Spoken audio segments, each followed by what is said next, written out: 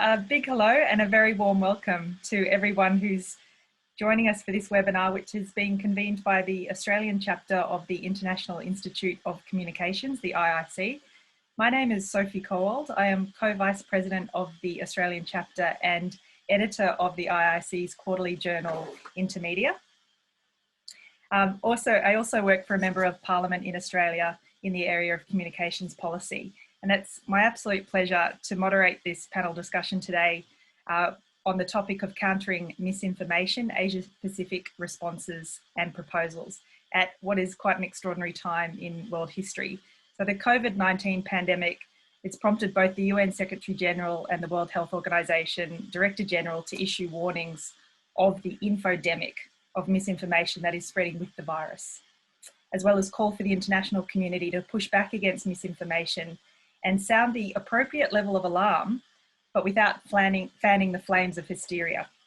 So we're very fortunate to have with us today a panel of expert thought leaders who are at the very forefront of efforts to counter misinformation in the Asia-Pacific region and as well as globally.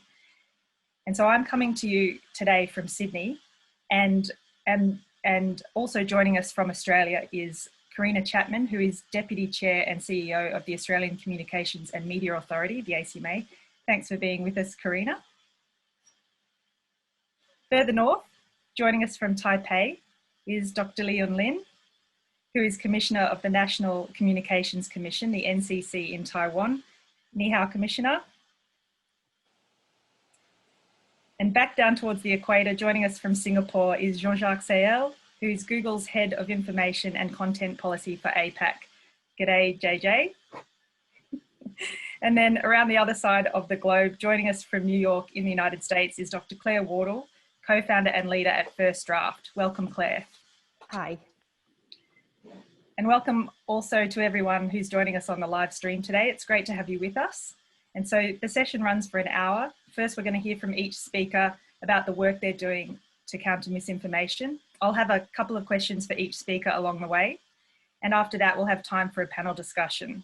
The audience can contribute questions and comments using the chat feature and the Q&A feature in Zoom, which I'll put to the panelists directly. So with that, I'm going to hand over to the first of our speakers, Karina Chapman, who will take us through Australia's proposed voluntary code of practice for online misinformation. Over to you, Karina. Thank you very much, Sophie. And thank you everybody for joining and giving me this opportunity. So as many of you will know, last year the ACCC recommended that the digital platforms enter into codes of practice in relation to disinformation. And earlier this year, the government responded to that by requesting that the major digital platforms that operate here in Australia enter into voluntary codes which deal with two issues. Firstly, disinformation, and secondly, to arm their users to be able to identify quality news. And as part of that process, the government gave the Australian Communications and Media Authority the role of overseeing this process, and then when the codes are in place, to report back to the government by June next year, 2021, on how that process has gone and what the codes look like. So it's a voluntary process which the Australian operations of major digital platforms are now looking at. And we decided quite early in the year that the way that we could assist this process by not only consulting quite widely with digital platforms, and very widely, I should say, their operations here in Australia and also largely in the APAC region. A lot of meetings out of Singapore and some out of Hong Kong as well. We decided that the best way to tackle this was for us to put out a position paper which would set out what we saw the issues were, how we thought that platforms should tackle the issue, and to give them some transparency and some idea that when we went to judge them, and we went to do that report, that they'd have an idea of what we were in effect doing the report based upon. So that was our transparency. We set out the landscape in that paper. That paper's on our website. We set out the landscape in the paper. We secondly set out three main objectives, which I'll just run through quickly because I think they're very important. The first was to reduce the impact of potentially harmful material for Australian users.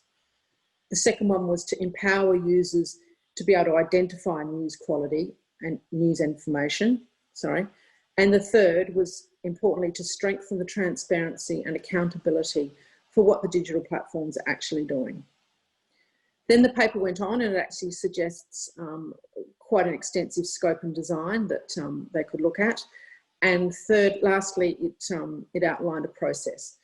And that process was that we would hope that the digital platforms will put out a draft code for public consultation. They'll do extensive consultation and then put a code in place by the end of the year. Now, I should say, this is a voluntary process, so it may be one code, it may be numerous codes. We would hope that all of the major players in Australia sign up to that, but clearly that's a matter for them. Now, I just want to briefly touch on an issue, which is the question that everybody asks us when the paper came out. It's the burning question, I guess. Why did we call it misinformation? Why are we now referring to misinformation? And the paper talks about the fact that we're using it as an umbrella term to cover harmful material, and that the traditional way of thinking of disinformation, information that's done with malicious deliberate intent, is a subset of what we're talking about. I think the easiest way to sum this up is sort of three factors. The first is that the remit is to cover disinformation and it's to cover news quality signalling. So to encompass both together in a graduated response, it seems to be easier to deal with it under one term. The second point is that it's become increasingly clear, and this is very much becoming the case in the world of COVID-19 and some of the material floating around, particularly harmful health material, that harm's not always linked to intention. There is very harmful material that is circulated that probably doesn't necessarily fit within the traditional definition of disinformation. So the approach to this, the third issue of this, is that it enables digital platforms, we believe it enables digital platforms, to adopt a graduated response to harm. And they can tackle both behaviour and material. And I should say the digital platforms are, clearly we all know, they're very active in this space, they have extensive policies and they're doing a lot. They're doing everything from fact-checking, signalling material, suspending accounts, cancelling accounts, and with removing material. So what we're seeking to do here is we're seeking to set an environment for them. We're not trying to say what actions we think the digital platform should take. We're trying to set out a parameter of what we think their codes should set out that they intend to achieve. And most importantly, what we're trying to say is that they have to inform users about what they're doing to tackle information. They have to give them avenues to be able to make comments and complaints to the digital platforms about where they see problematic material. And lastly, we think it's very important that the platforms report comprehensively on what they're doing, and that's the issues of data and reporting. Now, this is an area that we've got a lot of more work to do. We're actually now in the process of planning workshops which we'll be conducting with the digital platforms over the coming months to set out how we're going to tackle monitoring and then reporting next year. So it's all very active. I mean, interestingly, this is all a process which was put in place before COVID-19. I mean, this is more important now than it ever was, as Sophie has said, but it's actually not in reaction. When we first started this process, we thought, oh, bushfires in Australia, this is very pertinent for this issue. We had no idea that this is where we'd be. So I think I'll let it there, Sophie. Thanks very much, Karina, and thanks for going straight to the definition issue. Indeed, what to call this webinar was something that we had to think through with the various approaches around the globe. Obviously, we've gone with misinformation, which is what the ACMA has gone with, and we have the explanation as to why. So the ACMA doesn't have a formal regulatory role when it comes to this issue, but it is carving one out with the work that it's doing at the moment. Is that correct? Yeah. And so what is the ACMA's role now and what might it become? Well, that's the interesting issue. I mean, in the sense that this is we're in a self-regulatory world here in relation to the digital platforms, and that seems, you know, quite appropriate, and that's where the government want to come from. So no, we do not have a formal role. I think, without sounding like it's a heavy stick, the role that we really have is, well, one, assisting the digital platforms in any way we can, which to some extent we do, in that we do codes in relation to media and communications in Australia now. So we have quite a lot of experience. They're mostly self-regulatory, co-regulatory codes, but we do bring experience to the table there. But I think the important issue is that report, which, you know, we will report to the government by the middle of next year. And what is implicit in that is, if the government is not happy with that report, well, then they may seek to take further steps down the track. I mean, I think it's an interesting role that we take, but one that is quite a mature regulatory approach, in that, you know, marry up a regulator with a self-regulatory role, and yeah, I mean, I think it's evident in the paper. And so, you know, the ACMA also has experience, you know, just when you talk about ACMA experience, the ACMA also has a role in regulating political advertising, election matter, and subject matter like commercial agreements that might influence the content of current affairs and talkback radio. What is it that the ACMA has, you know, that brings from that experience that informs its approach to misinformation? Well, I think the issue of transparency is a really big one. I mean, political advertising legislation here in Australia in relation to broadcasting is one of the most, it has been one of the most rigorous, probably until recent times, where a number of other countries have started picking up on it. And it's based on, you should always know who is speaking to you about a political matter. Yeah. It goes to the issue of, we're not going to clamp down on freedom of speech. People should be entitled to say what they want to say in a political debate, but you must be entitled to know who you are actually hearing from. And we know that's been such a big issue around the world. Fortunately, not as big an issue here in Australia yet, but we hope that that won't happen. So that, in part, that issue, that question of transparency. And I think that we've brought that quite strongly to this, the approach that we've taken. One, in our desire to be transparent with the digital platforms about what we think they should do, so that they know what we will judge them on. But secondly, I think the real strength in our approach, which is quite novel, and we have consulted with regulators in Europe and the UK on this quite extensively after the EU code, is this question of transparency at the back end. Mm-hmm. How do you get data that's relevant to the particular countries of what is actually happening? What material is being taken? What material has been taken down, what actions have been taken, what is being fact-checked. And I think the other issue that we've brought quite a lot of experience to is the question of complaints handling. I don't like to call it complaints handling here in relation to misinformation. I think it's more consumers drawing to the attention of the digital platforms material that might be on their platforms that is harmful and should be dealt with in some way. We're very strong on this issue that there should be a robust and transparent system for users to contact and deal with those issues with their platforms. Right. Okay, thanks for that, Karina. And moving on to our next speaker, who is also from a government regulator, Dr. Leon Lin will take us through Taiwan's outcomes-based misinformation code, its background and its effectiveness. Over to you, Dr. Lin. Hello, good morning. This is Hello from Taiwan, and I'm very happy to share Taiwan's experience with you and learn from you. And I have some slides, so let me share with you.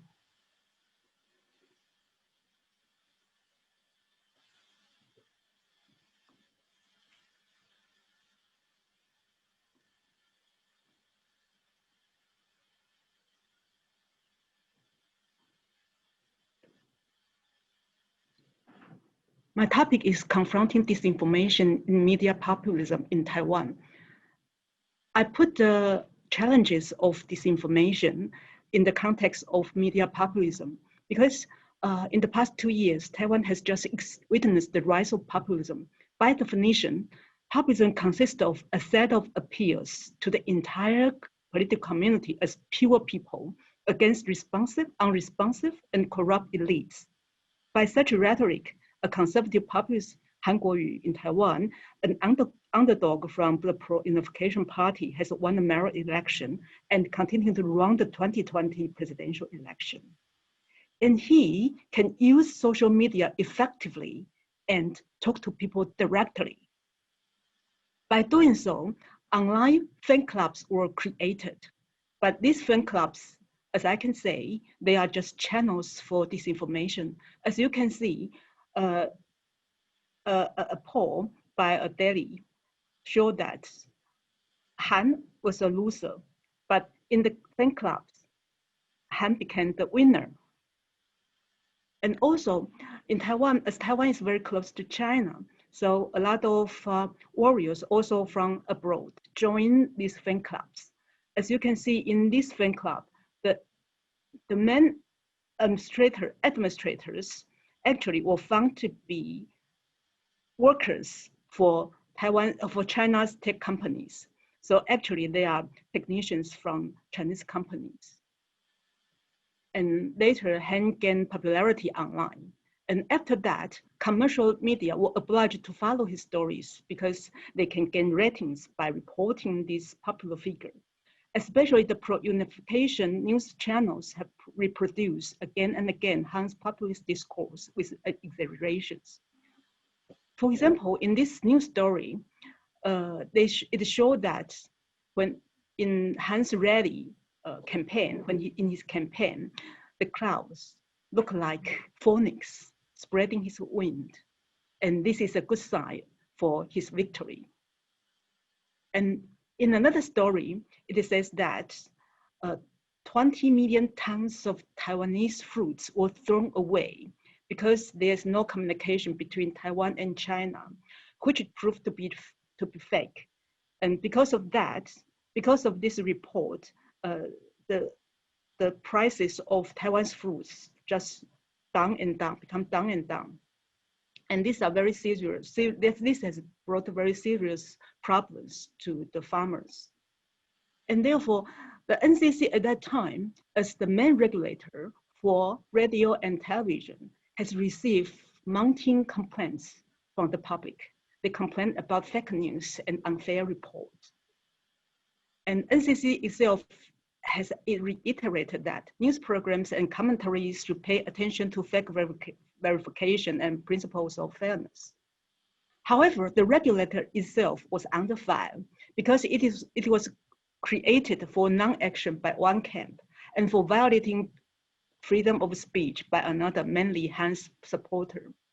But what we can do at that moment, during the crisis critical period, in retrospect, the NCC has adopted co-regulation approach because the guiding principle for Taiwan's regulation is public interest. And there are two sub principles. One is to protect people's right to information and right to write information. The second is to protect people's freedom of speech. And therefore, what we have done is just to enhance the co-regulation mechanism that we had before. The first thing we have to do is to inform the public of media performance. We began to conduct news observation reports at that time, and it informed the people that certain channels have concentrated on one political figure so much, as high as almost 60%. And this is the report that we have done. And the second thing we have done is to encourage the industry to conduct self-regulations. The first thing is we have developed fact-checking guidelines for the television industry to establish self-regulations. Before that time, the media industry have no specific self-regulation about fact-checking principles. And the second thing is at the government level, the government provide a platform for major platforms operators to develop code of practice. And that why the platform was voluntary to do so, because at that time, there were a lot of citizen groups who argued that for the election, we need to counter misinformation.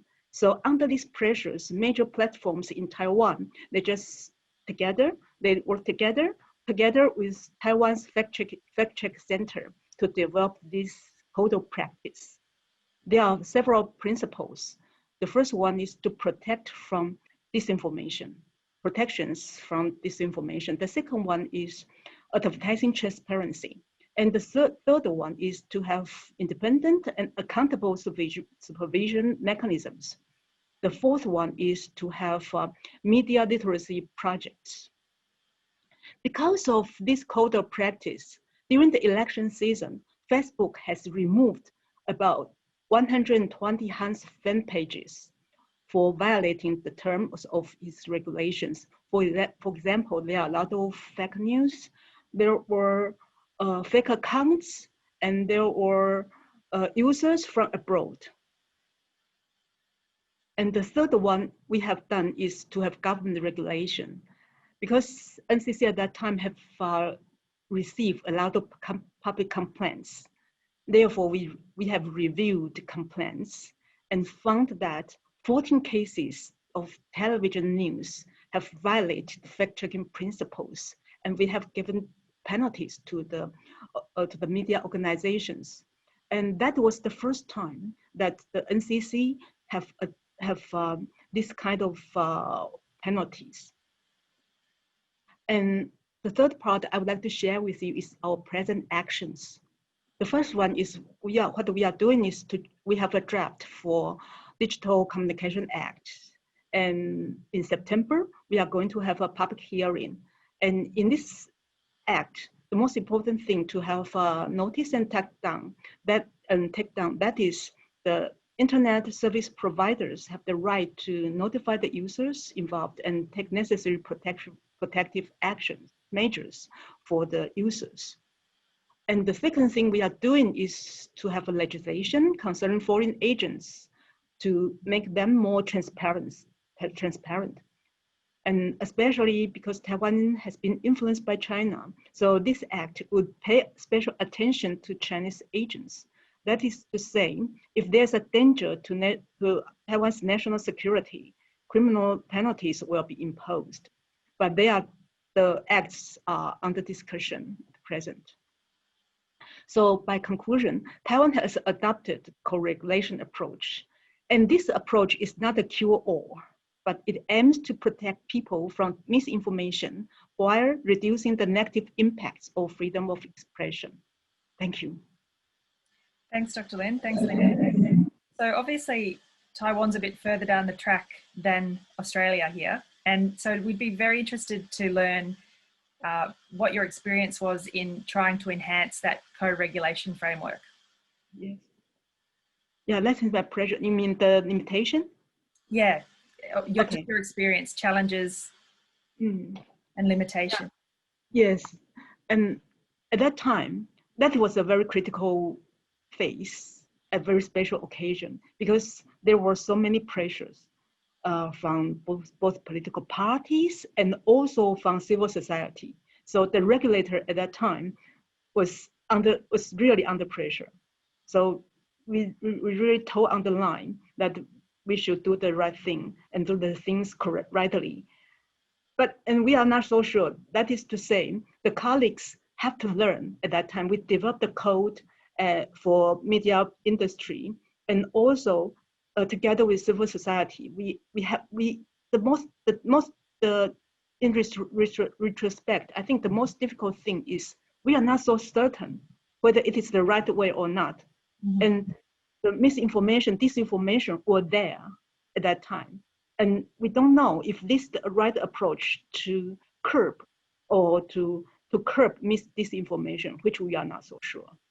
And by retrospect, for example, the first thing we have given information to the public about media performance. In retrospect, that is a right way to do, because about half a year later, the concentration on certain political figure was reduced because the media industry was also under pressure about that there's an observation and the public knows their performance. I think in retrospect, to give the public more information about the performance of the media and also about platform. That was very important. And Taiwan's civil society or citizen group also have given a lot of pressures to the platform as well. Mm-hmm. For example, they argue that there are so many, they argue that there were so many misinformation, disinformation during the election season. And election was very important to Taiwan's democracy. So they argue that the platform operators should shoulder responsibilities to protect people from disinformation. Okay, thank you. We will round back on that on those issues a bit later in this discussion. And what we'll do now is turn to industry. And we have Jean-Jacques Sael is our next speaker, and he will discuss Google's public policy approach to misinformation in the Asia-Pacific region and the role of international coordination. Jean-Jacques. Thanks, Sophie. And I will also show you a few slides just to illustrate the point. Let's see. Okay. Let's just hope I can get you on the one. There we go. Can you see my slides now? Yes, thanks. Okay, thank you. All right. So what I wanted to show you this morning is Google's approach to give a little bit of an illustration. And Karina has already mentioned, for instance, all that we do across platforms. This is Google's way. And other platforms have got their own particular approach. But I think at a high level, we have broadly similar attempts at shouldering that responsibility, to take Dr. Lin's expression. And so simply we tweak it in response to what our platforms actually are, the specificities of each of the platforms. So it's slightly different between, say, Facebook, Twitter, or Google and YouTube, because we've got slightly different ways in which information travels and is seen, consumed, disseminated. So at Google, we've got broadly 5 pillars to try and tackle disinformation, misinformation. First, it's making quality count. So it's about authoritative information. Then it's safeguards, clamping down on bad behaviors. Then empowering users, trying to give users everything that they need in order to consume information in the right way, so to speak, having the right context. And then, very importantly, others have touched on it already, collaborations, which are really key to making progress in this area, collaborations with the whole of the news ecosystem, with newsrooms, with researchers. And then there's an important piece as well about staying ahead of future threats, looking ahead at what's emerging, both in terms of what technology can bring about, but also developments in how misinformation evolves. So if we look at the detail, elevating quality and authoritative content. So what we do on our platforms, and that's true both on search and on YouTube, and you can do that if you go on your browsers after this, you can see this. We've got information panels, things like top news or breaking news. And so when someone searches for a particular topical piece of information, they will get highlights coming from authoritative sources. You see here, for instance, the BBC or CBS, for instance, are regularly quoted up versus maybe some less authoritative sources. So it's trying to really rise up surface quality content, really for having authoritative voices coming up for newsworthy events to be prioritized in the search results on various information panels. And that's, as I said, is across various platforms. Then there's another important part, which is about simply the very basic thing that platforms need to have, which is a set of safeguards against misinformation, what we at Google call policies, or in the case of YouTube, community guidelines. Others simply call them terms of service, for instance. It's basically making sure that we have policies in place that exclude very clearly bad behaviors related to misinformation. And it goes, in our case, from things like misrepresentation that maybe happen through any user and uploader to practices concerning advertising. As you can see, we've got a constant work we've done for several years now about removing what we call bad ads, blocking various publishers that were, say, unsavory or fake, perhaps, if you want to call them that. Same with various apps or sites. there's a range of policies that are relevant to misinformation or disinformation. And this is actually quite important. We might come back to that when we discuss it. You know, disinformation and misinformation can come from lots of different types. You know, it's about impersonation. It's pretending that you are, say, a doctor or a health authority. If you're talking about COVID, you might be misrepresenting in advertising, might be deceptive, or you might be using fake images that have been doctored using very advanced technology. It might be hateful content or harassment. Or if you go into elections, it might be about voter suppression, maybe making people think, for instance, that they're not old enough to vote, or that the local postal booth has been closed down for the day, for instance. So we have this range of policies that tries to capture as extensively as possible what constitutes misinformation, and it also enables us to add to this panoply of policies that capture bad behaviors as we see emerging threats come up. So in the cases, you know, for bushfires or for COVID, we've tried to react as quickly as we could, for instance, beefing up our health misinformation policies, introducing elements that were aimed at targeting health scams more quickly, that sort of thing. And then we have a whole team of thousands of people literally that are involved in all this content moderation, both receiving user reports, monitoring ourselves, and then taking action according to these policies. Then, and very importantly, I think it's also about empowering users. On one hand, as mentioned first, we do raise authoritative voices as much as possible, quality news, but also we try to give context in partnership very often with various third parties like the Poynter Institutes and various universities around the world. For instance, when you search for specific terms or expressions which might be related, for instance, to a common conspiracy theories, like the landings on the moon, for instance, then you might get contextual pieces from respected sources that appear. And generally, it's about giving context to the users, but also there's a range of tools that we make available, for instance, in Google Images, where you can look up details on where the image was taken, whether it's been used in the past, when it was first used, etc., to try and get a better feel for whether that piece of information is correct, whether the source that you're using or the sources you're using are correct, and make your mind up yourself rather than being inspired only by maybe one source which might not be appropriate. So we design this range of features that provide context, one that's been launched in Australia amongst a dozen countries or so far, and we're trying to expand that, is what we call publisher transparency, which basically just gives fairly standard factual information about who has published the particular piece of news that you're seeing on search, or that you're rather seeing on YouTube here, for instance, telling you this, for instance, this state media or this particular type of media might be funded by a particular government. So just to make the user aware of their surroundings, so to speak, and for them to be able to apply their critical thinking appropriately when consuming news. And then, as I mentioned, a very important part is collaborations.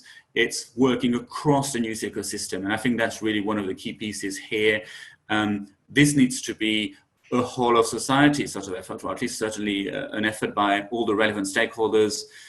We need to work hand in hand between the platforms, the media industry, journalists, but also other researchers such as those in universities, in order to deepen research, but also to be able to coordinate when we have news events developing rapidly. Journalists need to be appropriately knowledgeable and aware. They need to be able to talk to one another and quickly get up to speed if there's, for instance, a major piece of fake news that's going around. Now what we're seeing in a number of cases around the world, and I heard it, for instance, in Taiwan recently in the context of the elections, when journalists actually saw various pieces of fake news, they were quick to talk to other journalists in other publications so that they too were aware that this was a piece of fake news, and so it wasn't reproduced and it was debunked, and quality news were produced instead to sort of counter it. And so we're involved in a number of partnerships around the world. Across APAC, we're very active. For instance, we helped to create the Check Factor Fact Check Center in Indonesia.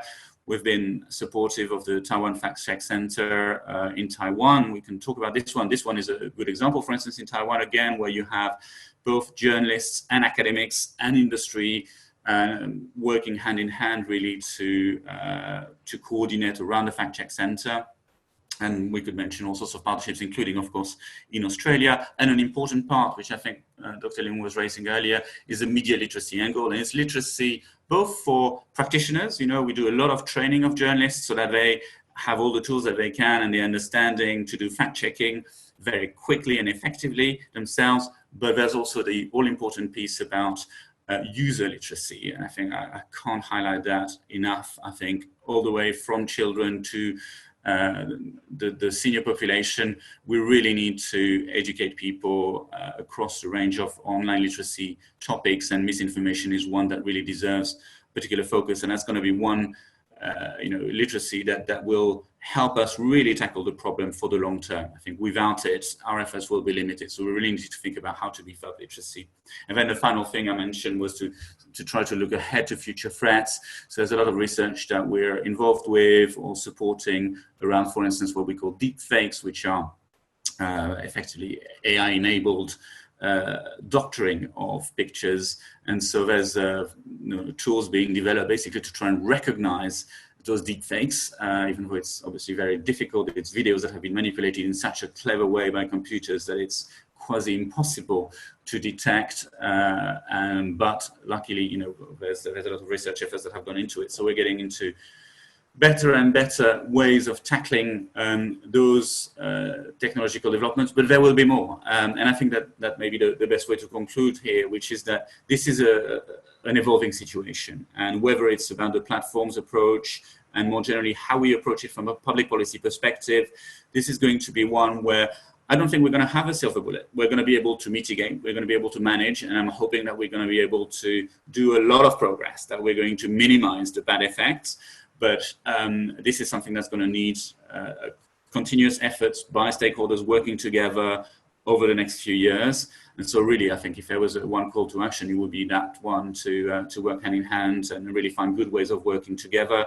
And I think that's possibly one of the things that a code can do. It's bringing that dialogue among stakeholders, not just the internet platforms and the regulator, but I think the wider ecosystem around news, including civil society, including journalists, including media organizations, and really making it work. And I've seen it work quite well in Taiwan. I mean, if you think about Taiwan, they've had very important elections, as the commissioner was saying, then a lot of pressure during COVID, and they've managed to handle that very well from a disinformation perspective. And what has struck me when I've worked with the Taiwanese ecosystem, it has been that collaboration that's been coming up, plus the sharing of expertise, the sharing of best practices, which is going to be all important. I think that's another usefulness of the code, is that you might have other smaller platforms, for instance, that may not have all those processes in place that we do, and they can learn from others, they can piggyback on some of them, and so we can raise the levels of the whole of the ecosystem through these practices. And I just want to finish, if you want to read more, on our white paper on how Google fights disinformation, which goes into our broader work around how we tackle misinformation across our products, if you want to read more. So I'll finish with that, and I look forward to the discussion. Thank you. Thank you very much. So I'm interested in how Google operationalizes its policy response. It's obviously got a high degree of collaboration, many partnerships. When there is something that comes up, like an issue within an election or a new technology, deep fakes and COVID-19, just what process does Google go through to actually consolidate its policy response and respond quite rapidly in some cases? So I mean, there's a journey there. So you might have various ways in which the incident is reported. We might spot it ourselves, and we have both human reviewers and machines. We have ways for just any user, any of us, reporting it to the platforms. We have ways for the governments to reach out to us in emergency if needs be. That's one thing. Then there's indeed a consideration of, do we need to, so there's two things, either content is illegal, and then, you might have a government reaching out to us through a proper process. And if it's illegal, it gets taken down, okay, if you've got a basic legislation in place, which you have in Australia. But then there's content that might not be illegal, but indeed the question then is, does it breach our policies? Is it bad behavior? And so we try to interpret our range of policies, try to find whether it does breach or not. And then in the case of COVID, I think it's been, we had to look at trends. And so it was both an internal work, but also various interactions, whether it was certainly with policymakers, but also with others like civil society, third parties, media organizations coming to us and saying, look, there's a lot of this bad stuff coming, which might be, for instance, it was a lot about scams, right? Trying to sell, COVID equipment for far more than it should cost, or fake equipment. So if it's really fake stuff, okay, we've got deceptive practices. Usually we can take it down very quickly. But what we had to tweak, or what we felt we should tweak, was basically beefing up our health disinformation so that we were able to act more rapidly. So when we do that, it is because you have that initial interaction with stakeholders that might come to us and say there's a problem. And then as we refine the policy, what we call our trust and safety teams, who are in charge of both developing and enforcing the policies, would consult with experts in the fields. So we'd be going to health experts in this particular case. We'd go to the local health authorities, both we'd have both work at global level with global experts, but also work with local experts in the field. I think that was one of the things I remember, which is we were very keen to make sure that our response wasn't just taken, say, at headquarters, but we were actually consulting experts also in Asia Pac, for instance. Yeah. So yeah, and I think it's bound to evolve and strengthen, and that's also why we need to coordinate more. I think if we can reinforce those links, we'll get to better situations and faster. And with the collaboration, I mean, you had the 5 pillars. Where does reporting fit in those pillars? Is that empowering users, or is that more your collaboration work? Where do you situate reports? Well, I think the reports would come certainly at the level of how we tackle malicious actors. That's where it happens. So we have our policies in place in the YouTube community guidelines. They need to be activated. So we do activate them ourselves, as I said, through our machine detection or human detection, but we rely a lot on user reports. There's a range of transparency reports that we already produce that will tell you a lot about. So if you go, I think it's on transparency.google.com, you'll see there's a spate of reports which are updated usually every 3 months. For instance, what requests we get from law enforcement, what requests we get from governments, and it's across various categories. We have some that are specific for YouTube and others which cover the whole of Google products. Then we act upon those. We've got also a system of, there's a lot of detail under that. We've got a system of what's called trusted flaggers, for instance, where you have organizations such as, authoritative, like NGOs that would be trusted flaggers that we might be able to, that might come to us and have a sort of faster track because they are experts in the fields and they can flag things to us in a more structured way. So we've got a range of things there. So there's already a lot of channels there.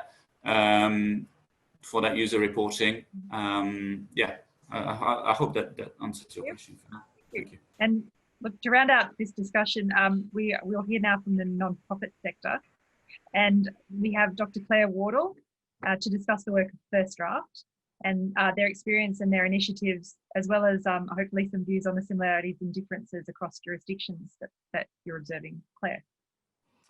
So thank you very much, Sophie, for inviting me. And it's really great to be able to talk to particularly countries who are thinking about developing new codes and to learn from what's happened. So I lead First Draft. We're a non-profit. We work globally, we used to just help newsrooms tackle the challenges of misinformation, but we're now increasingly working with health authorities and the public. So we work globally. We spend all day monitoring really horrible parts of the internet. And it's only by really monitoring the really horrible parts of the internet that you realize how serious this problem is. And so one thing I would say around definitions is back in 2017, I wrote a report titled it Information Disorder, partly because I wanted to stop using the term fake news. But when I look back at 2017, it feels quaint in comparison to today. And actually the way that we used the terms back then, the difference between misinformation and disinformation, we thought that we could easily put them into buckets. And actually the challenge now is that we can't think about just fact-checking in individual claims. We're talking now about tsunamis of conspiratorial thinking. We need to think about how narratives are being framed. The way we think about the work that we do now has changed considerably in the last 3 years. And so I think that it's great to think about how do we respond to that? Because I think even as I sit here in the US, a lot of the resources and work that has been done is to fight the tactics that were used in 2016. the space looks very different now than it did in 2016, mostly because a lot of this content isn't false anymore, because the bad actors have figured how they can go right up to the line and not cross those policy thresholds. And so when we think about how we're going to tackle this, the bad actors, they know full well that the platforms have taken greater steps in these directions, and they are pushing legal speech as far as they can go. And so when we think about how we're trying to tackle this, it does have to be multi-sector. It does have to be understanding the complexity. And we have to, the good thing I'll say about COVID, and there's not much to say about it, is now we recognize the harm that this kind of content can do. For the last 3 years, I've been banging on saying the conversation in the US was primarily about political disinformation on Facebook, but the problem globally was health and science misinformation on closed messaging apps. And COVID has allowed people to recognize that threat. And that is a good thing if it means that appropriate resourcing pours into this space and we actually talk about these challenges in the way that we need to. And so one thing I would just say is again, only when you look at this globally is to understand how these information flows cross-border and cross-platform. So for example, everybody's terrified about anti-vax sentiment around the COVID vaccine.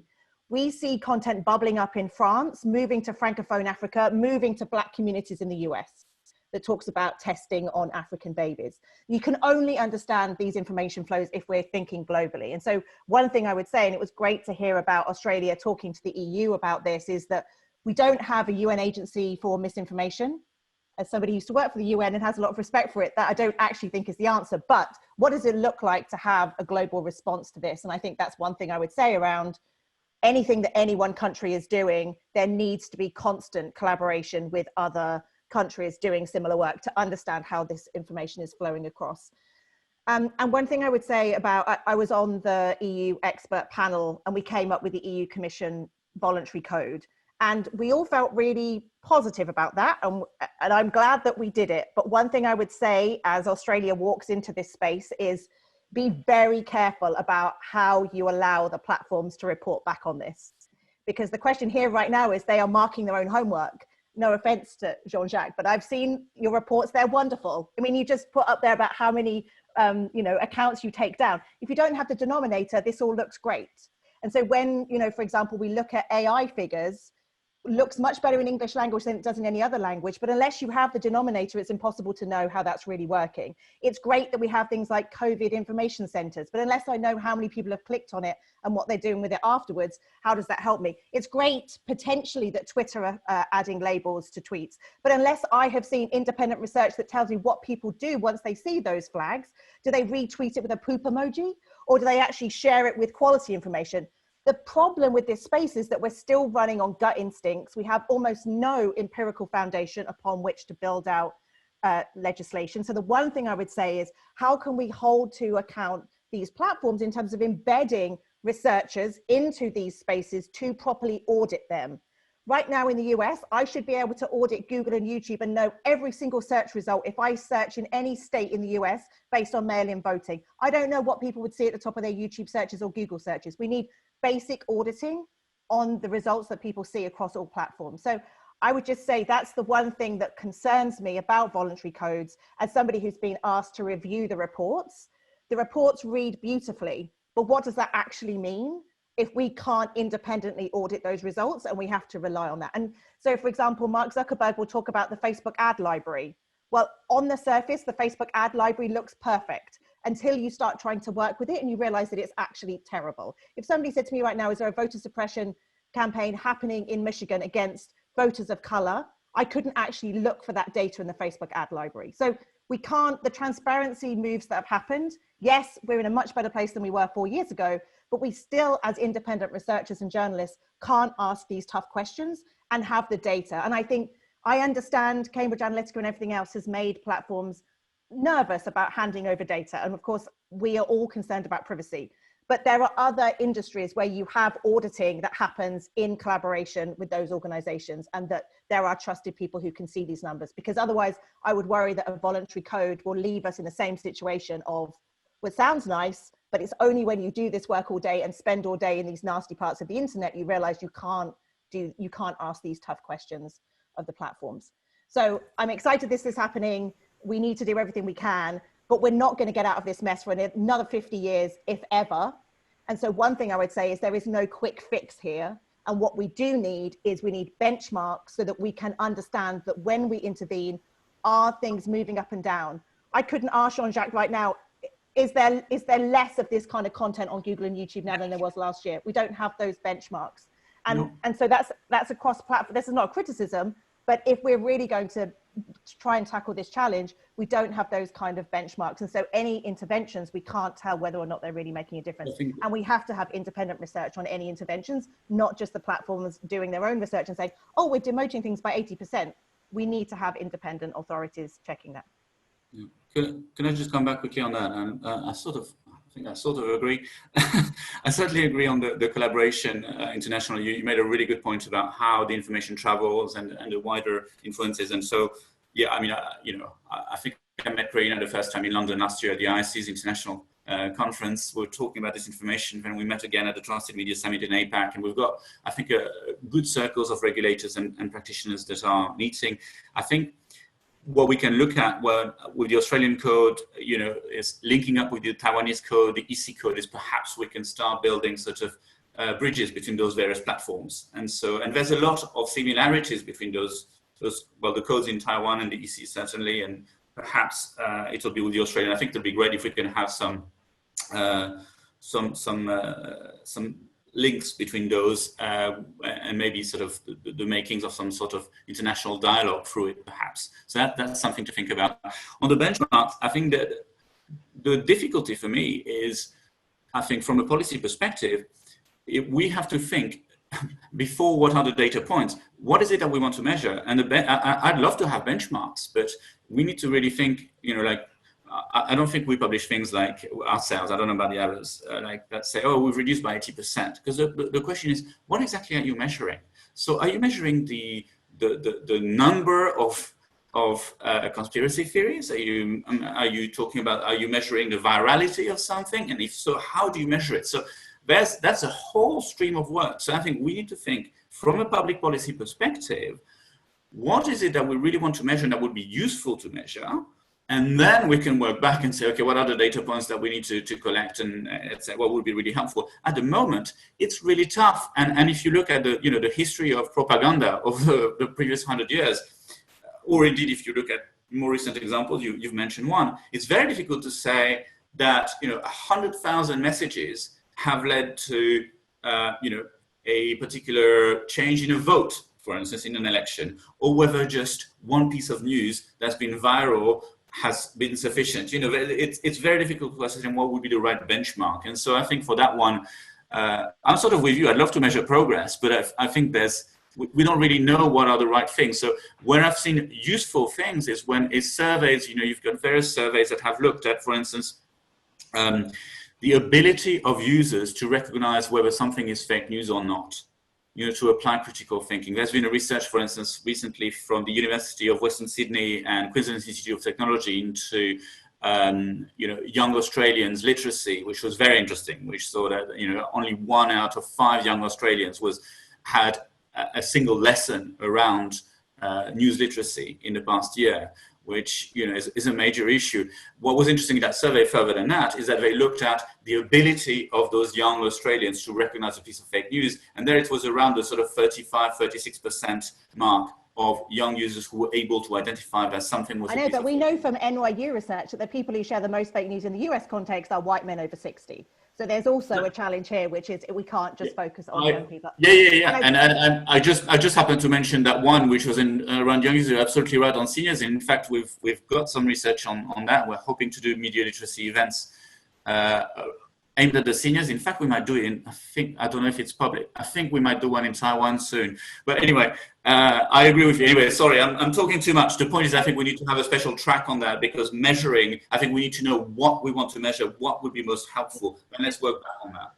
Yeah, just very quick. Can I just very quickly say that about harm, because this is key to any regulation. There's a lot of the policies are about immediate harm. And I understand that if somebody says they're going to burn down their neighbor's house, I understand there needs to be taken action. We have no longitudinal research that says, what does it mean to have a drip of low level conspiratorial harassing speech over time, what does that do to society? So we also need longitudinal measures around harm. And my worry is we see harm in the immediate sense. And again, there's so much research that needs to be done. I could not agree with you more, Jean-Jacques, but my frustration is it's still not being resourced. It's still not being captured.